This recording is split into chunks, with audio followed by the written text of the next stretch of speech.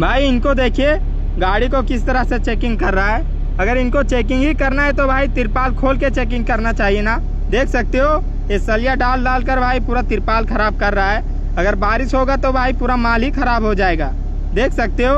और इनके पास भाई शूज भी नहीं है, देखिए किस तरह का जूता पिंधा है। अगर इन लोग को 100-200 नहीं दोगे भाई तो ये लोग ऐसा ही करते हैं। देख सकते हो पूरा तिरपाल खराब कर रहे हैं ये लोग भाई। इनके बारे में आप लोग क्या बोलना चाहोगे कमेंट करके बताना भाई लोग।